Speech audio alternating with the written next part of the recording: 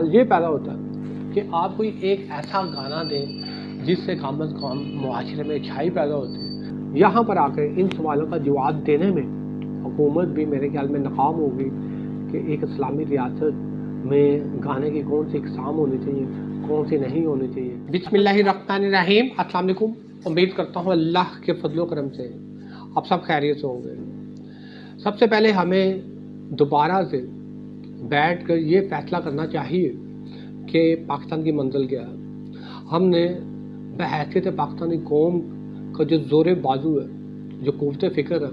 اس کو کس طرف فوکس کرنا ہے، کس طرف لے کے چلنا ہے، کس طرف یکجا ہو کر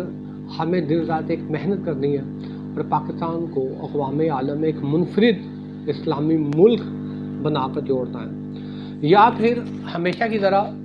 پاکستان نے ہر اس نظام کو کاپی کرنا ہے جس کو اختیار کر کے کم از کم ہم دوسرے ممالک یا سپر طاقتوں کو ہم نے رحم کرنا ہے، دکھانا ہے کہ ہم ہر وہ کام کر رہے ہیں جو آپ کی منشا کے مطابق ہے، حتیٰ کہ ہمارے ملک کا نظام بھی جو ہے وہ آپ کے قائم کردہ اصول و ضوابط کے مطابق کام کر رہے ہیں۔ یا پھر یہ کہہ لیں کہ پاکستان جس مقصد کے لیے حاصل کیا گیا تھا، جو تحریک پاکستان کے دوران نعرے لگتے تھے، جس کی وجہ سے لوگوں میں جوش و خروش جذبہ آیا، جس کی وجہ سے لوگوں نے قربانیاں دی، پھر کہیں جا کر 1947 میں اسلامی ریاست پاکستان کا وجود ہوا، وہ سب کچھ کیا بھول گئے؟ پاکستان میں کم از کم آپ میڈیا پر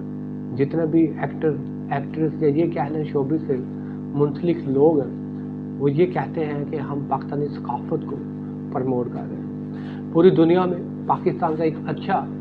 امیج پیش کرنے کی کوشش کر رہے ہیں، ہم لوگ پاکستان کے سفیر کہلاتے ہیں۔ اگر ہم یہ دیکھیں تو شوبز سے منسلک جتنے بھی لوگ ہیں، اسٹیج اداکار ہو، فلمیں ہو یا ڈرامے ہو، جس طریقے سے کام کیا جا رہا ہے، جس طرح سے ثقافت کی آڑ میں وہ مغربی کلچر کو پروموٹ کر رہے ہیں، تو یہ چیز ہماری نئی نسلوں کے لیے تو خطرناک ہے، اور اس سے بڑھ کر یہ ہم اپنے آپ کو دنیا کی دوسری قوموں سے بالکل منفرد اور الگ تھلگ ظاہر کرنے میں ناکام ہے۔ وہ کام جو دوسرے مغربی ممالک یا ہمسایہ ملک میں انڈیا جو ہے وہ کر رہا ہے، وہی کاپی اگر ہم خود کر رہے ہیں، ہم میں اور ان میں کس قسم کا کوئی فرق رہ جائے گا؟ کسی قسم کا کوئی فرق نہیں۔ مجھے تو ایسا لگتا ہے کہ ثقافت کی کیا ڈیفینیشن ہوتی ہے، ثقافت کسے کہتے ہیں، اس معاملے میں بھی ہم بہت زیادہ کنفیوز ہیں۔ اس معاملے میں بھی ہم ثقافت کو اسی طریقے سے لے کے چل رہے ہیں جیسے دوسرے ممالک کے لوگ ہوتے ہیں۔ حالانکہ پاکستان کو جب اسلامی ریاست کہہ دیا تو اسلامی ثقافت کو پروموٹ کہاں سے کیا جا رہا ہے، اس ریاست سے اسلامی ثقافت کس طرف پروموٹ ہو رہی ہے، وہ تو کہیں سے بھی ہمیں نظر نہیں آتی۔ دوسری طرف جس طریقے سے پاکستان میں تھیٹرز اور سٹیج لگتے ہیں، جس طریقے سے پاکستان میں تھیٹرز اور سٹیج کے فنکار کام کر رہے ہیں، تھیٹرز کا حال تو آپ کو پتہ ہے کہ زوم یعنی الفاظوں کا استعمال، عجیب و غریب جسمانی حرکات اور لباس کا دکھاوا جو ہے، اور جس طرح سے رشتوں کی وہاں پر پامالی ہوتی ہے، جس طرح سے وہاں سے جغل بازی کی جاتی ہے، اور جغل بازی بھی رشتوں کی پامالی کر کے کی جاتی ہے، اور جس طریقے سے لوگوں کو ہنسایا جا رہا ہے، اور ہنسنے والے لوگ بھی بہت عجیب ہیں، جنہوں نے ماؤں بہنوں کی ایک دوسرے کی عزت کو تار کرتے ہوئے مسکرانا ہے، وہ بھی کس قسم کے لوگ ہوں گے؟ یہ کہہ لیں کہ معاشرے میں جو اخلاقی گراوٹ پیدا ہوئی ہے، وہ اخلاقی گراوٹ پیدا کرنے میں پاکستانی معاشرے کے اندر سٹیج کا سب سے اہم کردار ہے۔ لیکن جہاں پر بات آئے گی کہ معاشرے میں اخلاقی گراوٹ پیدا کرنے والے کون سے ہیں، تو پھر اس کی ذمہ داری کوئی بھی قبول نہیں کرے گا۔ کہتے ہیں کہ کم کم 80 گانے ایسے ہیں جس پر پابندی لگا دی گئی، وہ گانے جو فحش تھے،